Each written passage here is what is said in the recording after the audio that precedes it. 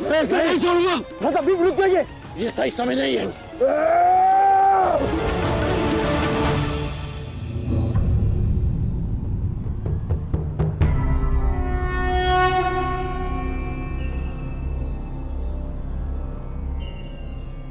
श्रेष्ठ यही होगा कि दोनों पक्ष अपने नियमों को स्मरण रखें। सूर्यास्त हो चुका है और उसके साथ ये युद्ध भी समाप्त हो चुका है। आप दोनों अपनी भावनाओं को कल के लिए शेष रखें और वही उचित रहेगा।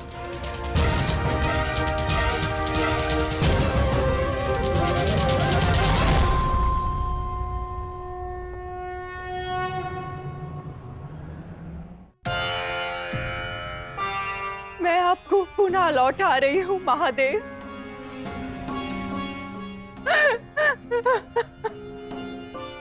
आपने मुझे 100 पुत्रों को आशीर्वाद दिया था और आज मुझे उन्हीं पुत्रों की मृत्यु का दुख भी दे रहे हैं।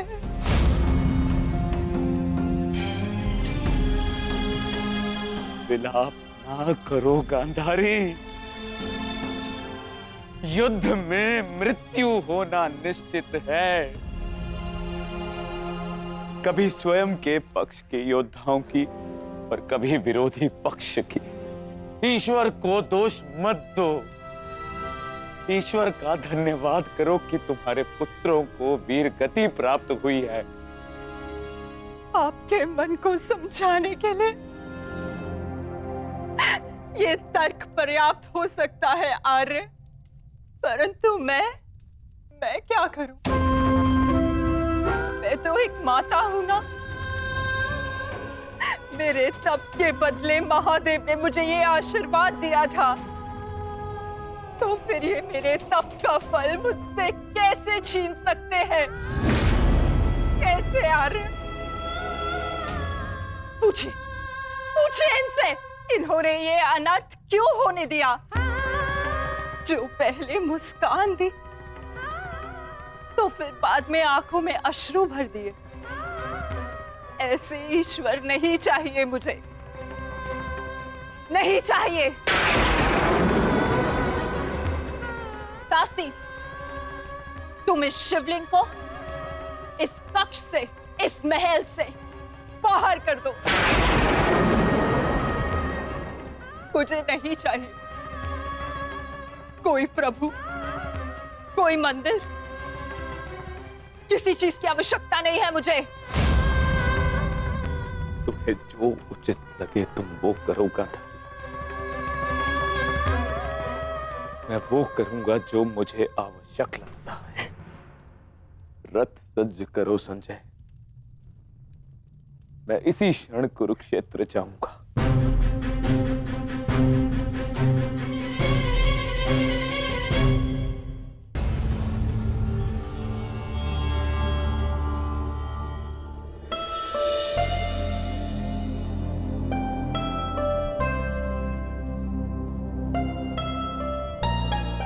पुत्र,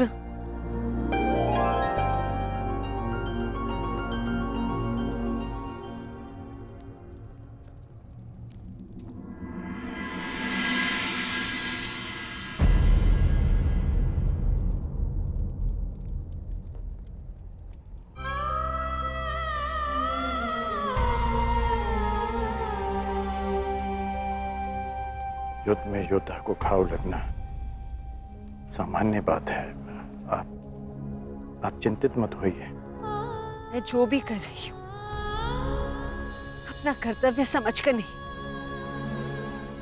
बल्कि पश्चाताप समझकर कर रही हूँ। एक पुत्र को खोने का कष्ट, उसकी पीड़ा एक माता ही समझ सकती है।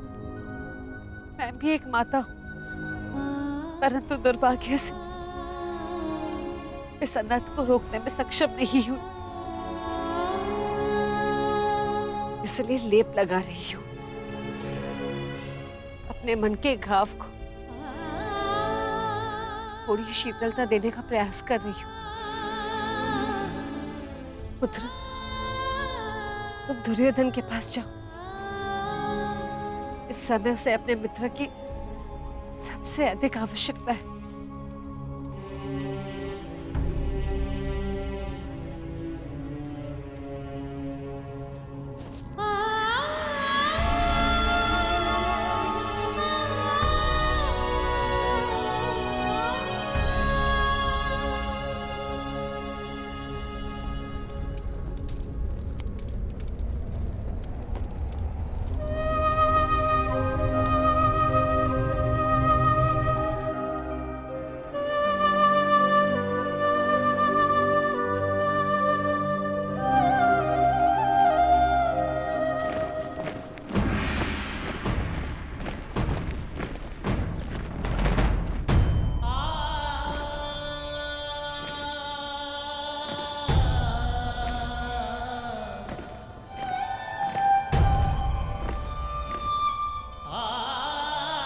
पिताजी,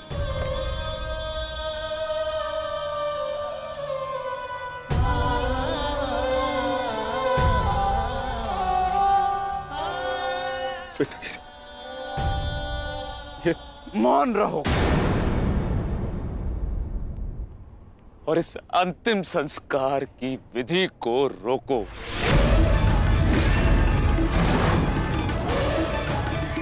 मेरे पुत्रों का अंतिम संस्कार नहीं होगा।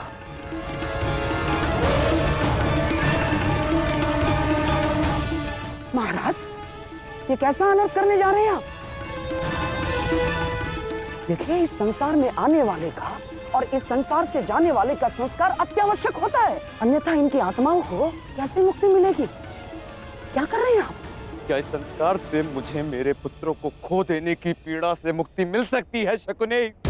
क्या इस संस्कार से उस दहल पर लगे चिन्ह जो महारानी गांधारी के शरीर पर आज भी है, क्या वो मिट सकते हैं? तुम्हारे लिए वो केवल 5 सैनिक थे, किंतु मेरे लिए वो मेरे अंग, मेरे शरीर, मेरी आत्मा के 5 हिस्से थे, 5 अंश थे। आज मैंने अपनी आत्मा के वो 5 अंश भी खो दिए और इससे अधिक हानि अब मैं सह नहीं सकता। मैं वर्तमान नहीं देख सकता, परंतु भविष्य देखने की क्षमता आ गई है मुझ में। हस्तिनापुर का महाराज होने के नाते ये मेरा निर्णय है कि इस युद्ध को इसी क्षण रोक दिया जाए।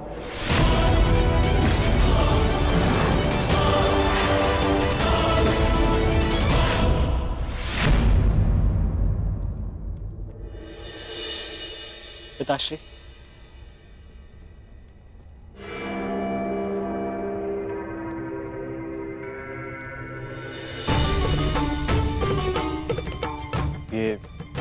ये किसके लिए?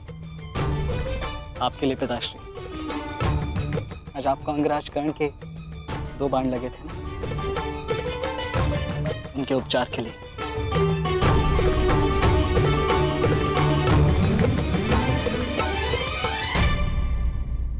मुझसे अधिक घाव तो तुम्हें लगे हैं पुत्र।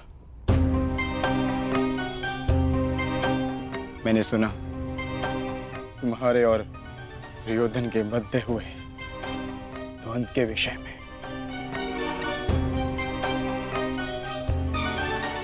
तुम्हें ऐसा नहीं करना चाहिए था अभिमन्यु।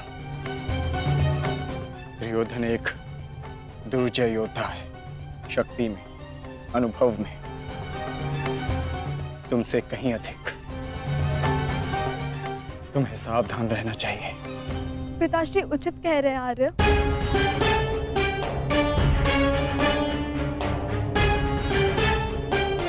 किंतु एक योद्धा के लिए ये विचार सुनना और स्वीकार करना दोनों ही अनुचित है, और छिपकर 2 योद्धाओं की बातें सुनना भी अनुचित है उत्तर।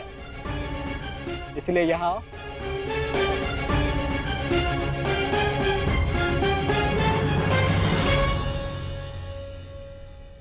आप ही बताइए पिताश्री, क्या एक पत्नी का अपने पति के लिए चिंता करना अनुचित है? आप कहते हैं तो ये मान जाते हैं, और मैं कहूं तो ये मुझ पे बरस पड़ते हैं।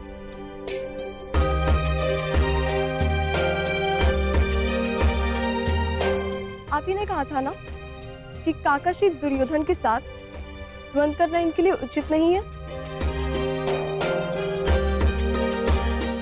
प्रभु का धन्यवाद, ये सकुशल युद्ध भूमि से वापस आ गए। अगर कोई अनहोनी हो जाती तो? योद्धा यदि वीर गति को प्राप्त करे तो ये उसके लिए गर्व की बात होती है उत्तरा, अनहोनी की नहीं।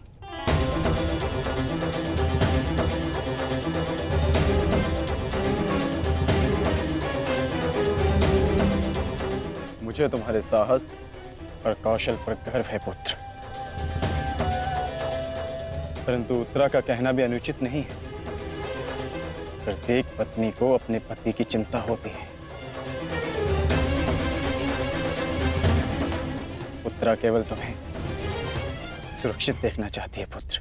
और मैं हस्तिनापुर के मधान युवराज का अहंकार तोड़ना चाहता हूं पिताश्री।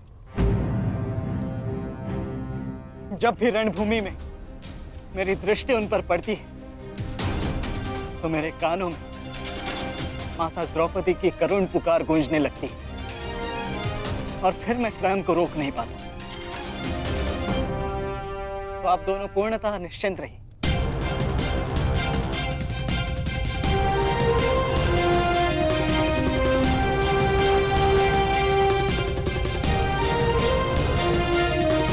क्योंकि मेरी सुरक्षा के लिए माता यज्ञसेनी का आशीर्वाद है मेरे साथ।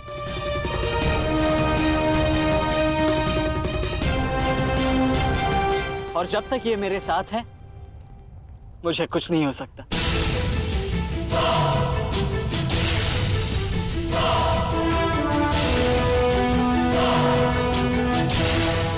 आपके तेज के अंश का प्रहार और माता के आशीष की ढाल जब तक मेरे साथ है, मैं काका श्री दुर्योधन के समस्त कौरव सेना का सामना अकेले करने में सक्षम हूं।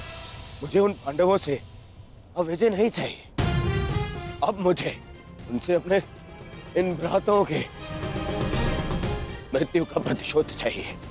अब यदि आपने इस युद्ध में विराम लगाया तो आपके ये 5 पुत्रों वीर वृषसेन, पितामह और अनेक सैनिक उनके इस युद्ध में दिए प्राणों का, उनके प्रयास सब व्यर्थ चले जाएंगे पिताश्री। ऐसा मत कीजिए पिताश्री। रक्त के बदले रक्त लूंगा मैं।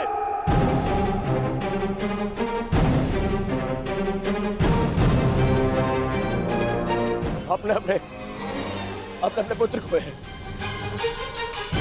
अब वो पांडव अपने पुत्र को के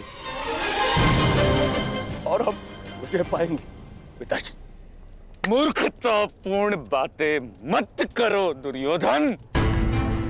पितामह और अपने भाइयों के परिणाम से आने वाले भयानक भविष्य के संकेत को समझो। तुम्हारे होते हुए, गुरु द्रोण के होते हुए, कर्ण के होते हुए मेरे 5 पुत्रों को निर्दयता से मार दिया गया। पुत्रों को खोकर मैंने युद्ध जीत भी लिया, तो भी ये पिता हारा हुआ ही कहलाएगा पुत्र। अब और विनाश मैं नहीं सह सकता। मैं कल ही कुरुक्षेत्र जाकर पांडवों से संधि की याचना करूंगा।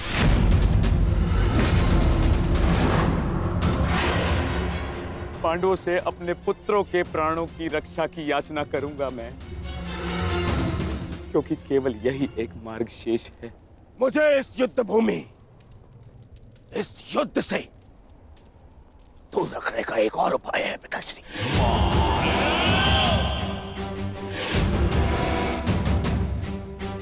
एक और उपाय है।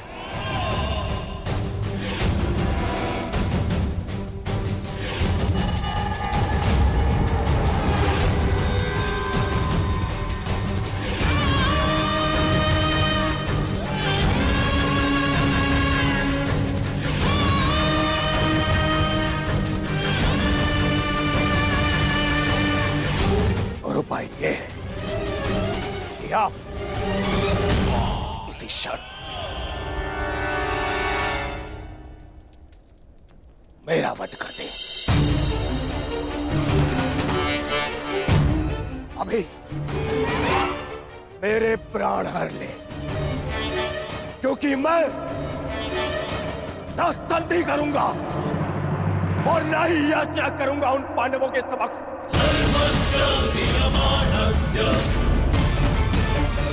उठाइए इस तलवार को और वध कर दीजिए अपने इस एक पुत्र का। अपने इस एक पुत्र का वध करके बचा लीजिए अपने शेष 94 पुत्र।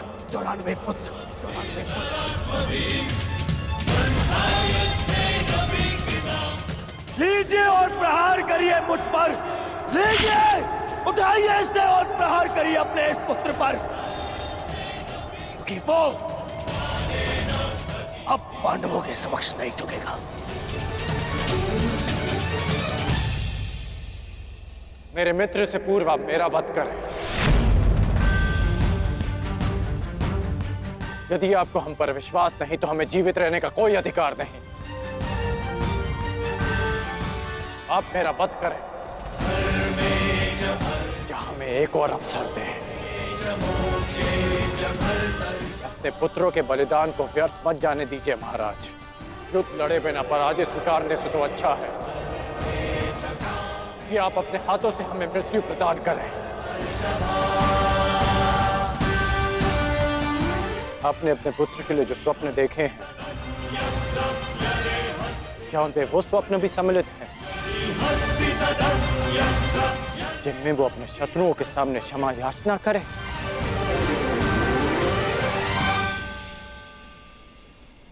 जिसके शीश पर आप सदा सम्राट का मुकुट देखना चाहते हैं, क्या उसके पैरों में बेड़ियां देख पाएंगे आप? यदि हां, तो आप मुझे मृत्यु प्रदान करें, और यदि ना, तो आप मुझे एक अवसर दीजिए। आप हमारे महाराज हैं, हम सब आपके आदेश के अधीन हैं, किंतु आपका ये आदेश हस्तिनापुर और समस्त कौरव वंश के आत्मसम्मान को सदा के लिए नष्ट कर देगा।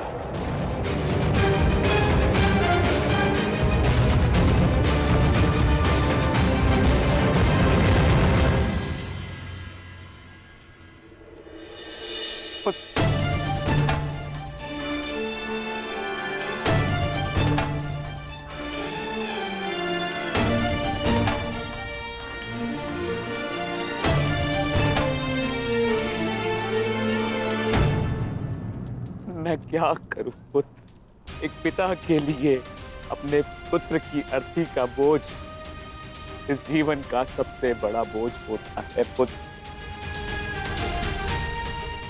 परंतु मुझसे ये बोझ सहन नहीं होगा। विश्वास कीजिए पिताश्री, अभी बोझ हम नहीं, अब वो पांडव उठाएंगे।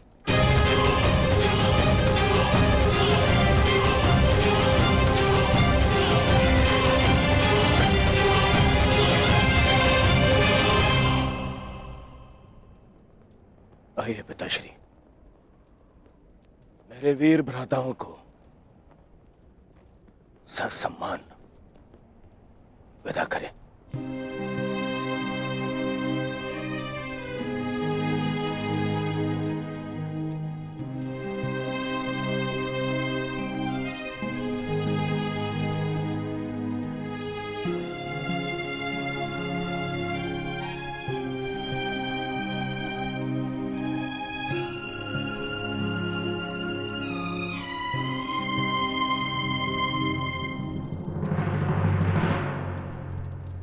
कौन कल के लिए हमारी क्या रणनीति है? कल की रणनीति तो स्पष्ट है। आज मैंने उन 5 कौरवों का वध किया, कल और 25 का अंत कर दूंगा। मैं आज ही उन 100 कौरवों का वध कर देता, किंतु वो सूत पुत्र कर्ण बीच में न आया होता। कर्ण की चिंता मुझ पर छोड़ दीजिए भ्राता भीम। आज तो वो वन छोड़कर निकल गए, किंतु कल उसे भागने का अवसर नहीं दूंगा मैं, और कौरवों की सहायता के लिए नहीं जाने दूंगा।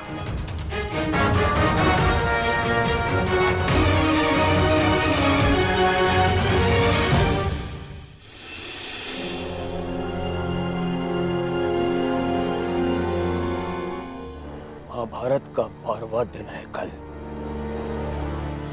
और उन पांडवों का अंत करना है हमें। समस्या पांचों भाइयों की नहीं दुर्योधन, केवल अर्जुन और भीम की है। उन्हें रोकने के लिए हमें एक योजना की आवश्यकता है। उस भीम को आप मुझ पे छोड़ दीजिए। अपने भाइयों की मृत्यु के मैं स्वयं प्रतिशोध लूंगा। और अर्जुन को रोकेगा कर्ण। गुरु द्रोण अर्जुन के लिए पर्याप्त है मेरे होने वाले सम्राट। अर्जुन मेरा लक्ष्य है, उसे रोकने में मैं सक्षम हूँ। तुम्हारे कौशल और सक्षमता पर मुझे कतई संदेह नहीं है अंगराज, परंतु पता नहीं क्यों तुम उसका उपयोग नहीं कर पा रहे हो। नहीं तो आज युद्ध के आरंभ में ही वास्तविक शक्ति का उपयोग करके तुम अर्जुन का अंत कर सकते थे कल, परंतु तुमने ऐसा नहीं किया। आपको तो कुशलता दिखानी थी, परंतु स्मरण रहे ये समय कुशलता दिखाने का नहीं है अंगराज। शीघ्र अतिशीघ्र युद्ध समाप्त करने का है। और यदि तुमने आज ऐसा किया होता अंगराज कर्ण, तो आज 5 कौरवों की नहीं 5 पांडवों की चिता जल रही होती। खामोशी! कर्ण को कब कौन सा अस्त्र चलाना है, ये निर्णय उस पर छोड़ दीजिए। आज हम सब ने कर्ण का कौशल देखा है। मेरे अन्य भ्राता आज सुरक्षित है तो वो कर्ण के कारण। अरे परंतु का समय नहीं है मामचरी, और न ही आरोप प्रत्यारोप का।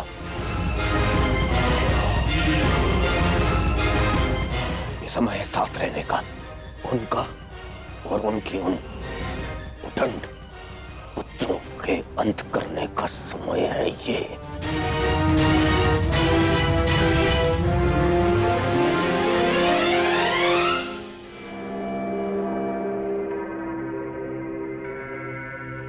क्या हुआ माधव, आप इतने अशांत प्रतीत क्यों हो रहे?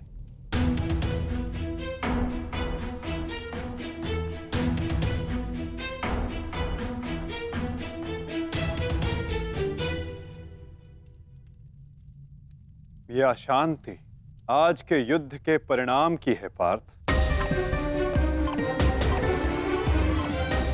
आज युद्ध में दुर्योधन ने अपने 5 अनुजों को खोया, और कल वो युद्ध में इसका प्रतिशोध लेने उतरेगा।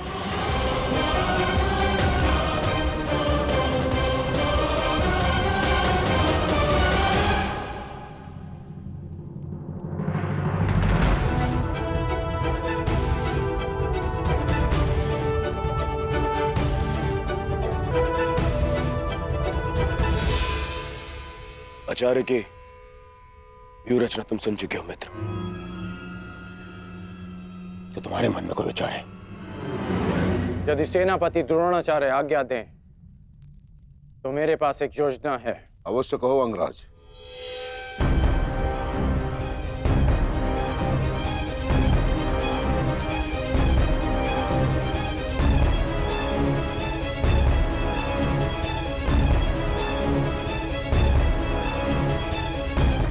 अद्भुत कर्ण, अब उन पांडवों का विनाश निश्चित है। अब बांधूं उससे मैं अपने भ्राताओं की मृत्यु का प्रतिशोध अवश्य लूंगा। कल दुर्योधन युद्ध में क्रोध में अपना प्रतिशोध पूर्ण करना चाहेगा और अंगराज कर्ण कल इस युद्ध को समाप्त करना चाहेंगे और उनका लक्ष्य होंगे धर्मराज युधिष्ठिर।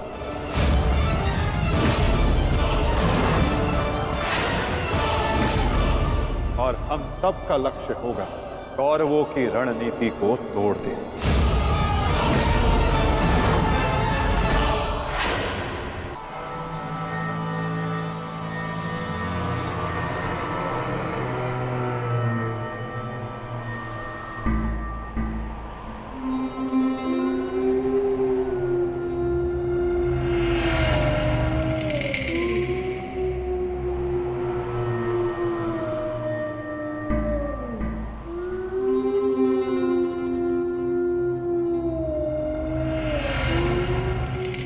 युद्धभूमि में उल्लू का रुदन शुभ संकेत नहीं है माधव।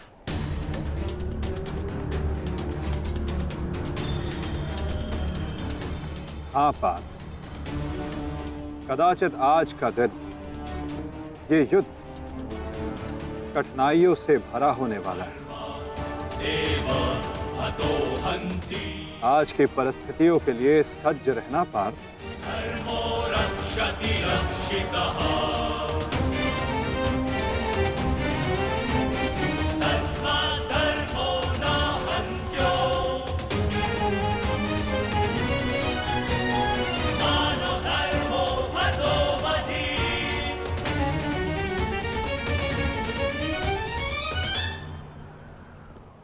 अपनी रणनीति बनाने से पूर्व हमारे लिए शत्रु का मन जान लेना, उसकी रणनीति जानना हमारे लिए आवश्यक है।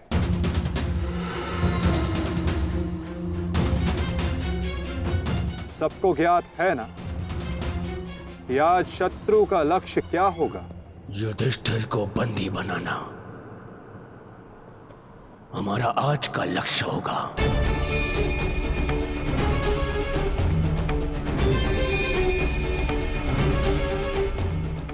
युधिष्ठिर को बंदी बनाकर मुझे इस युद्ध को यही समाप्त करना है। मेरे आज भाई वीर गति को प्राप्त हुए हैं अब तक।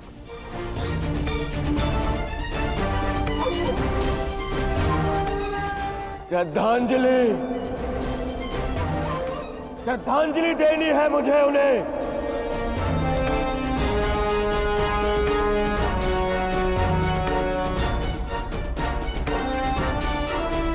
बहुत पीड़ा भरी मृत्यु दी है उस भीम ने मेरे भाइयों को।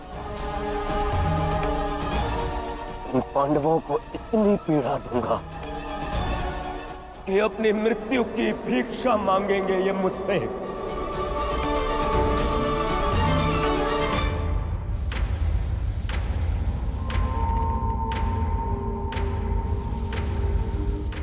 मित्रगण, वचन दो मुझे, आज चाहे जो भी तुम्हारे मार्ग में आ जाए तुम उस पर दया नहीं दिखाओगे। आज चाहे जो कोई भी आ जाए तुम अपना सबसे तीव्र प्रहार उस पर करोगे। वचन दो मुझे मित्र। तुम्हारा आदेश मेरा वचन है मित्र। आज शत्रु कर्ण का एक भिन्न रूप देखेंगे।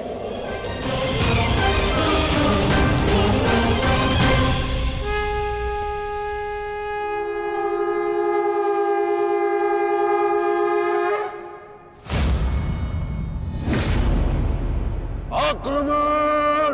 आक्रमण! आक्रमण! आक्रमण!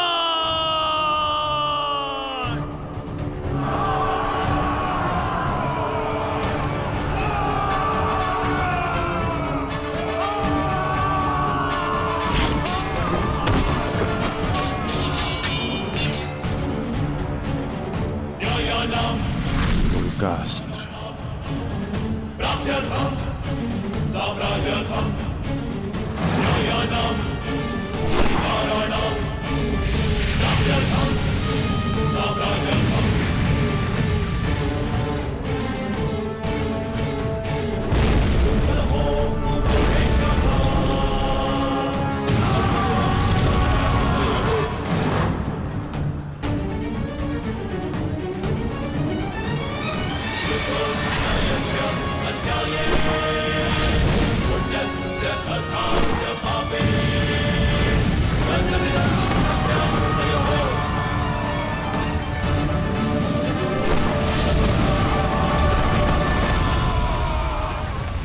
अद्भुत, अद्भुत मित्रगण, अद्भुत। अपना मार्ग ज्ञात है ना सभी को?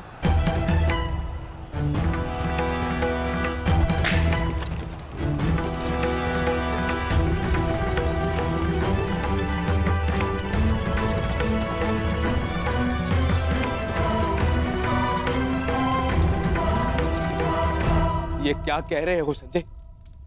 युधिष्ठिर सेना के पिछले भाग की ओर बढ़ रहा है।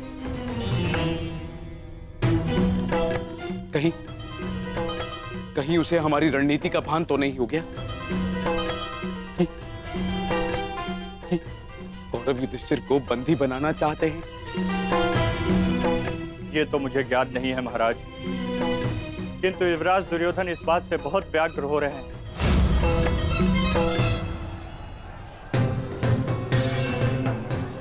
अवश्य इन पांडवों को हमारी रणनीति का ज्ञात है, इसीलिए भीम एक और हमारी सेना को भ्रमित कर रहा है और युधिष्ठिर पीछे जा रहा है। मित्रगण, तुम जाओ, युधिष्ठिर के पीछे तुम जाओ और जाके उसे बंदी बनाओ। युधिष्ठिर को बंदी बनाना हमारे लिए बहुत आवश्यक है। जाओ मित्र। परंतु मित्र, मैंने महाराज को वचन दिया कि आज किसी भी कौरव के प्राण नहीं जाएंगे। मुझे उस वचन को भी निभाना है मित्र। उसके लिए हम सब हैं यहाँ। युधिष्ठिर तुम्हारे सामने एक दुर्बल योद्धा है, तुम उसे आसानी से बंदी बना सकते हो मित्र। उसे बंदी बनाते ही ये युद्ध यहीं समाप्त हो जाएगा और मेरे भाइयों की रक्षा भी। मुझे ये युद्ध यहीं समाप्त चाहिए। कर्ण, जाओ आगे। ठीक है मित्र, परंतु मेरी योजना स्मरण रखना। मुझे तुम्हारी योजना स्मरण रहेगी मित्र। आगे बढ़ो। तब से युधिष्ठिर के रथ की ओर तीव्र गति से आगे बढ़ो।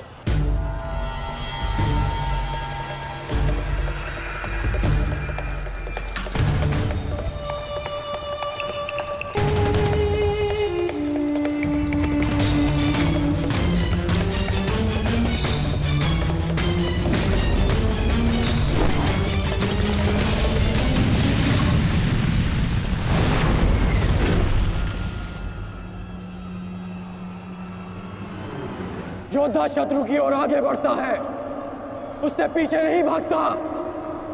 मैं तुम्हें युद्ध का आह्वान देता हूं कौंत्या।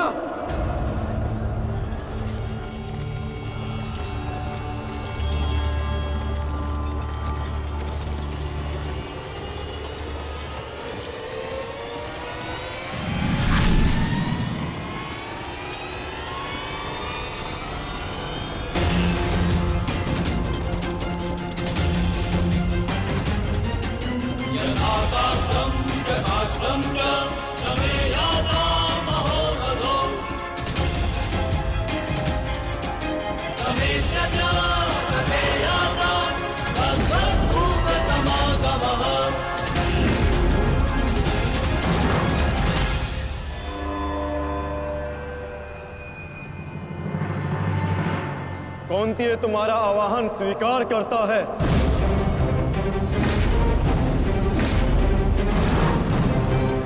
कल आपने मेरे साथ छल किया माधव। नहीं अंगराज, छल नहीं, ये रणनीति है।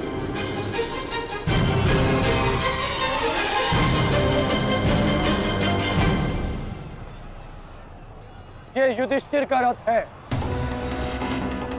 और इस पर युधिष्ठिर को विराजमान होना चाहिए था। वो तुम्हारी भूल है अंगराज, क्योंकि तुमने रथ को नहीं, रथी को युद्ध के लिए ललकारा है। और तुमने युधिष्ठिर को नहीं, कौन्तेय को ललकारा है, युद्ध का आवाहन दिया और उसने तुम्हारे इस युद्ध के आवाहन को स्वीकार किया है। कर्ण, तुम सदैव मुझसे द्वंद्व करने का अवसर ढूंढते रहे हो कर्ण। समय आ गया है, अब दिखाओ कि तुम कितने समर्थवान और कुशल योद्धा हो। अपना आवाहन पूर्ण करो मुझसे और वहां भ्राता भीम अपनी प्रतिज्ञा पूर्ण करेंगे।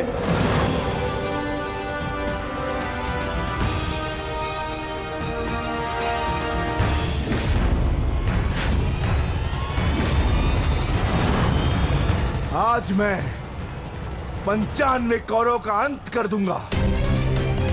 पांचाली को दिया हुआ वचन और कुरु सभा में ली हुई प्रतिज्ञा आज दोनों ही पूर्ण हो जाएंगे। तुम आगे बढ़ो भीम, तुम्हारे मार्ग की बाधा हम दूर करते हैं। आगे बढ़ो।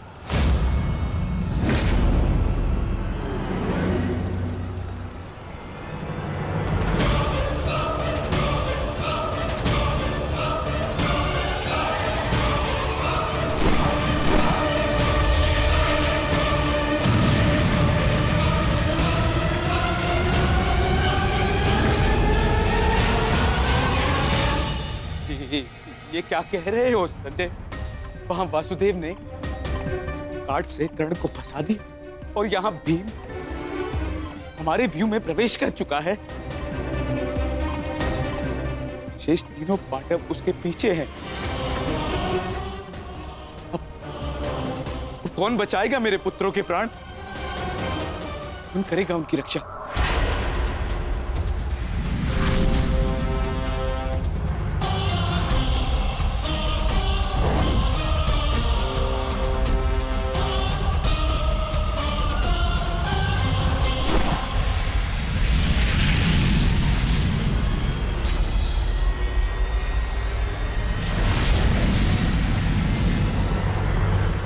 कर्ण का संकेत है।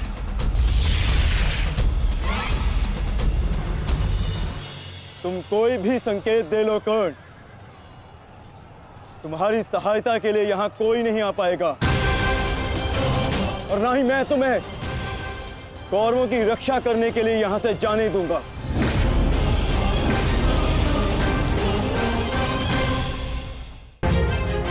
तुम कोई भी संकेत दे लो कर्ण,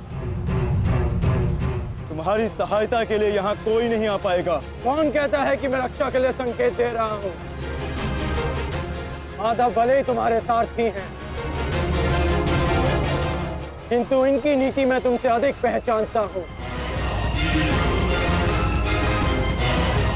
तुमने भले ही माधव की सहायता से मुझे युद्ध क्षेत्र से अलग कर दिया,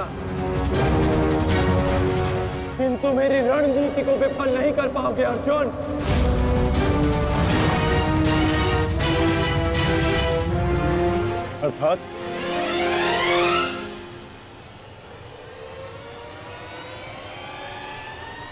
अर्थात मैं तुम्हारी रणनीति में नहीं, तुम मेरी रणनीति में फंसे हो अर्जुन। तुमने मुझे कौरवों से अलग नहीं किया, बल्कि मैंने तुम्हें पांडवों की सहायता से विमुख कर डाला।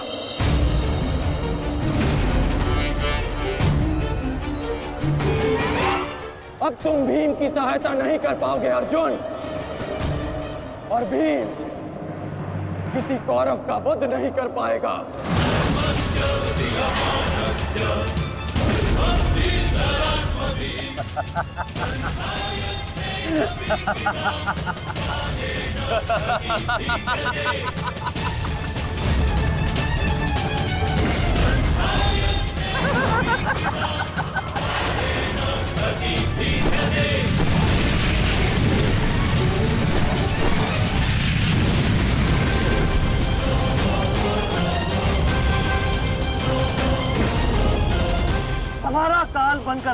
मूर्ख भीम, परंतु आज तुम स्वयं अपने काल के जाल में फंस गए। प्रिय भ्राता भीम, अकेले ही 100 कौरवों का वध करने की शपथ ली है ना तुमने? तो अब देखते हैं इस शपथ को पूर्ण करने का सामर्थ्य तुम्हें है भी या नहीं? प्रतिज्ञा पूर्ण करना चाहते थे ना गदाधारी? इस प्रतिज्ञा को पूर्ण करने के लिए तुम्हें अब अगला जन्म लेना होगा, क्योंकि इस जन्म में तुम्हें मरना होगा गदाधारी।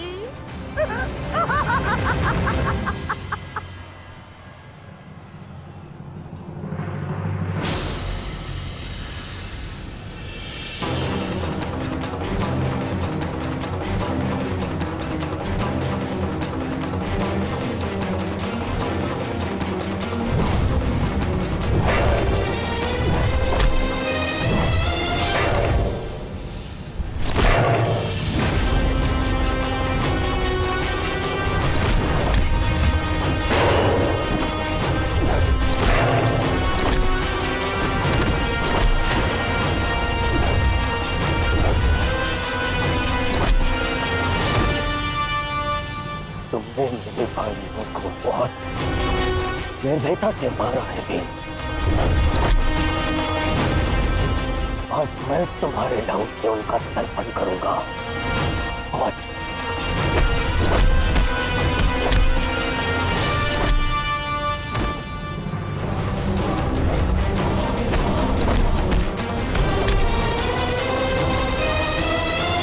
आज मैं तुम्हारे लहू से उनका तर्पण करूंगा। आज भीम, आज मैं अपने भ्राताओं की मृत्यु का प्रतिशोध लेकर रहूंगा। सावधान!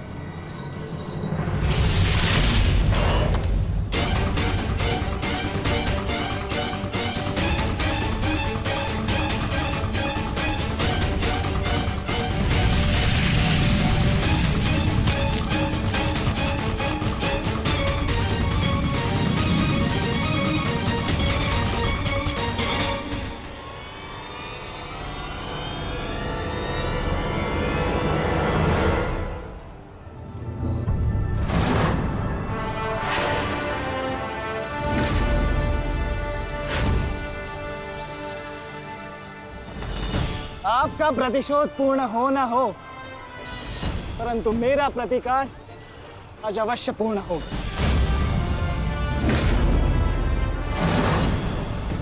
अभिमन्यु, 2 योद्धाओं के बीच में आना युद्ध नियमों के विरुद्ध। 6 महारथियों ने अकेले ताचरी भीम को घेरा है। नियम तो आपने भंग किया है, तो अब यह अधिकार मुझे भी है।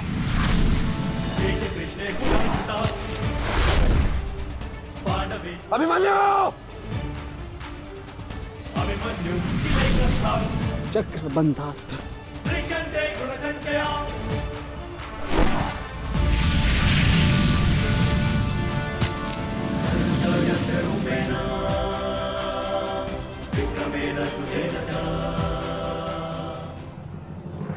अभिमन्यु, तुम भूल रहे हो, मैं तुम्हारे पिता के आचार्य का पुत्र हूं। चक्रबांध अस्त्र का तोड़ मैं जानता हूं। चक्र विपरीत अस्त्र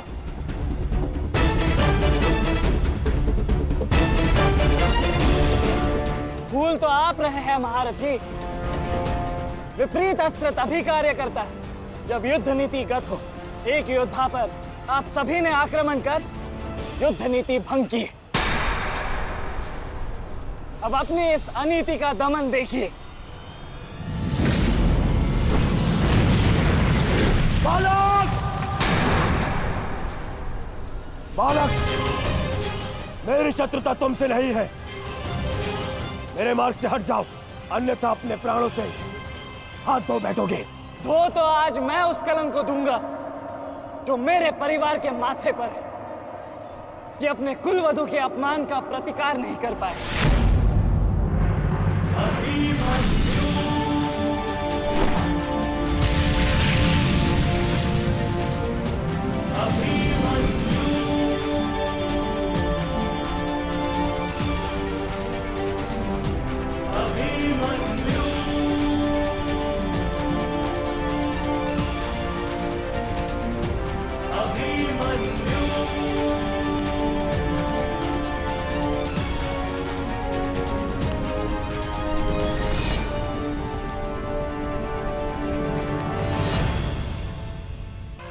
मेरी शत्रुता तुमसे नहीं है, मेरे मार्ग से हट जाओ, अन्यथा अपने प्राणों से हाथ धो बैठोगे।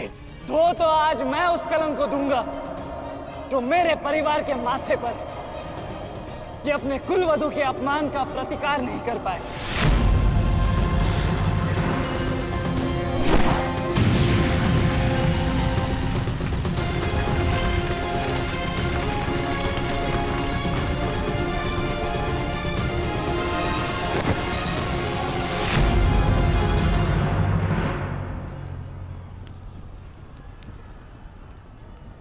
अनुभव करो इस ज्वाला को युवराज दुर्योधन। ये वही ज्वाला है जो इतनी वर्षों से मेरी माता के हृदय में धधक रही है।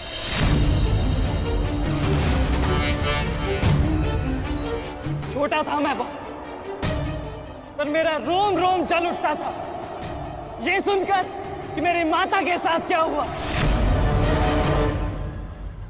सोचो, मेरे माता पिता और मेरे काकाओं पर क्या बीती होगी जब उन्होंने वह दृश्य देखा। मेरे माता पर क्या बीती होगी जब सहस्त्रों आंखें उनके वस्त्रहीन होते शरीर पर पड़ रही थी। आज मैं आपको उस अपमान का अनुभव कराऊंगा। आपकी पूरी सेना और महारथियों के समक्ष आपका वस्त्र हरण करूंगा और कोई कुछ नहीं कर पाएगा।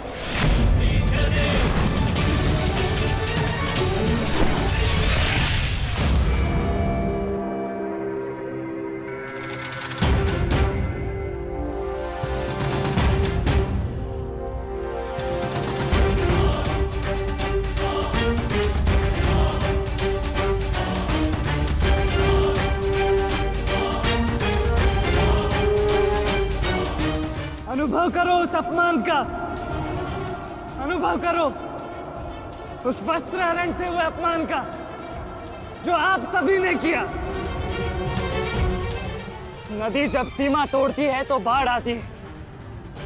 आज आपकी पाप की धारा की बाढ़ में आप स्वयं बह जाएंगे काकाश्री।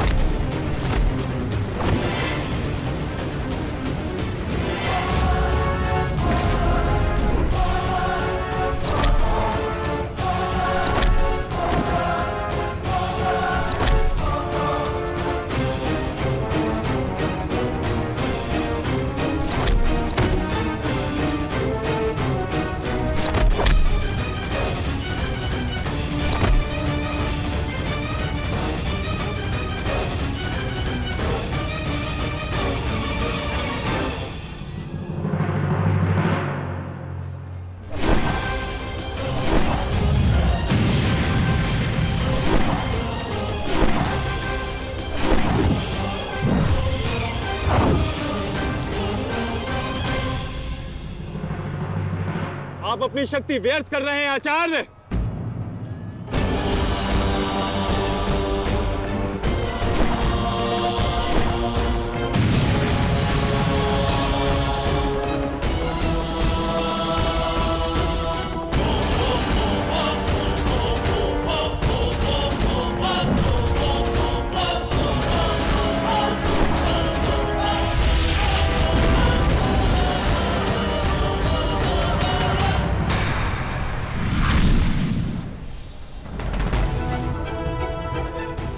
दुर्योधन को मेरी सहायता की आवश्यकता है। चलो सत्यसेन।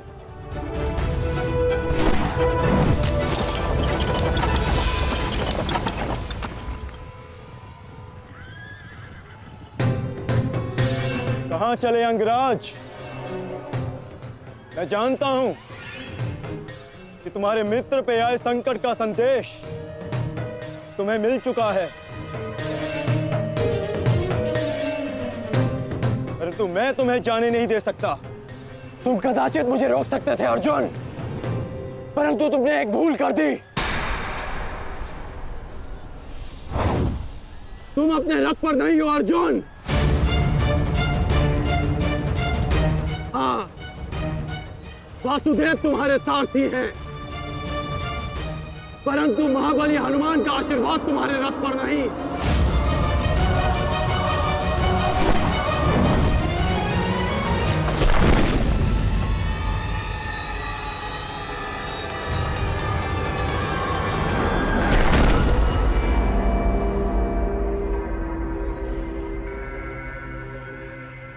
चलो।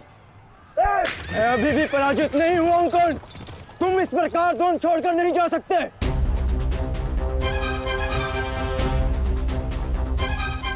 तुम युद्ध के नियम भूल रहे हो अर्जुन। युद्ध का नियम है कि महारथी ही महारथी के साथ द्वंद्व कर सकता है, और तुम रथ विहीन हो, इसलिए मैं तुम्हारे साथ द्वंद्व नहीं कर सकता। पहले अपने रथ का पहिया सुधारो, फिर आकर मुझे युद्ध का आह्वान देना, क्योंकि परशुराम शिष्य कर्ण नियम तोड़कर युद्ध नहीं करेगा।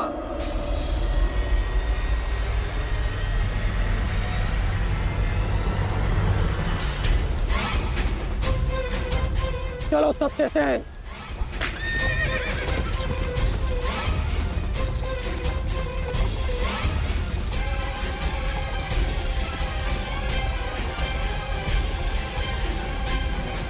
अब समझे पार्थ कि मैं कर्ण की प्रशंसा क्यों करता हूं।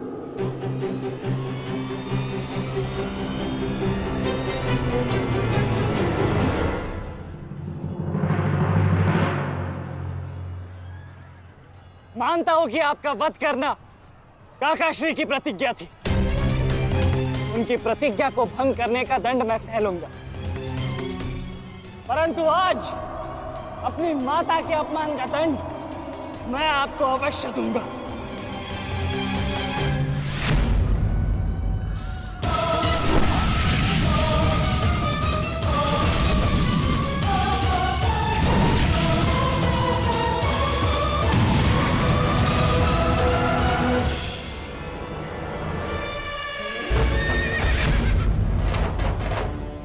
किसी की प्रतिज्ञा टूटे, पर मेरी प्रतिज्ञा नहीं टूटेगी अभिमन्यु।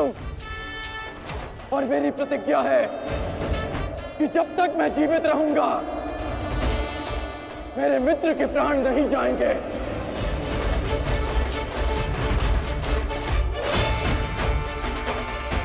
यदि जीवित रहना चाहते हो तो पीछे हट जाओ अभिमन्यु। आप भूल रहे हैं अंगराज कि मैं किसका पुत्र हूं। पीछे हटने के बारे में सोच भी नहीं सकता। तो प्रहार सहने के लिए तत्पर रहो।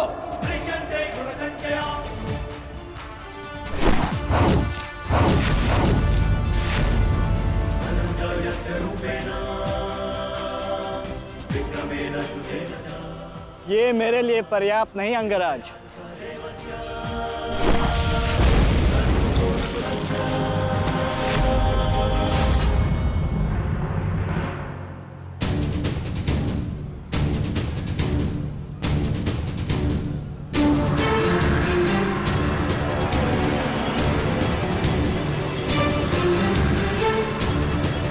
ना मेरे पास बाणों की कमी है और ना प्रहारों की। ये अंतिम अवसर है अभिमन्यु, लौट जाओ।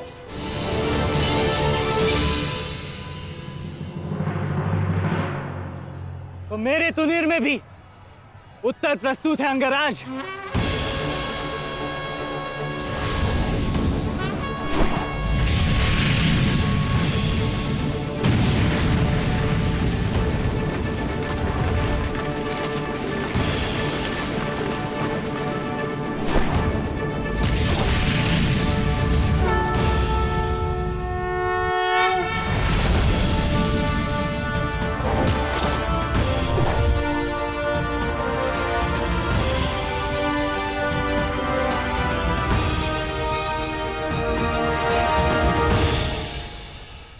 मैं तुम्हारा सामर्थ्य स्वीकारता हूं।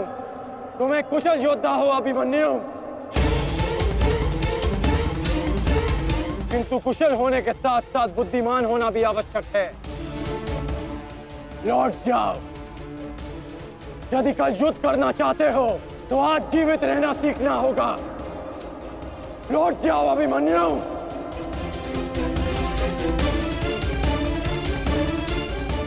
एक योद्धा के लिए आज या कल नहीं होता अंगराज। उसके लिए केवल वो ही पल होता है जिसमें वो मृत्यु के सामने खड़ा होता है।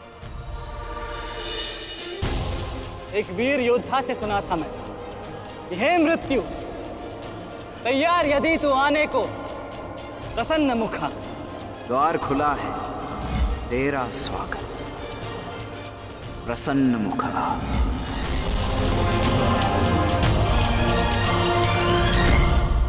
मुझे रोकने का अब केवल एक ही अस्त्र है आपके पास। यह आपको मेरा वध करना होगा। तो लीजिए अंगराज, अपने पुत्र के मृत्यु का प्रतिशोध लीजिए। आपके समक्ष आज वो योद्धा खड़ा है जिसके पिता ने आपके पुत्र का वध किया था। प्रतिकार कीजिए अंगराज, रुके क्यों है? क्योंकि जो पीड़ा मैंने सही, मैं नहीं चाहता कि वो पीड़ा मेरा शत्रु भी सहे। कृष्ण ने अपना विकल्प स्वयं चुना था। वो रणभूमि छोड़कर जा सकता था, परंतु उसने मृत्यु चुनी। गर्व है मुझे तुम जैसे युवा योद्धाओं पर,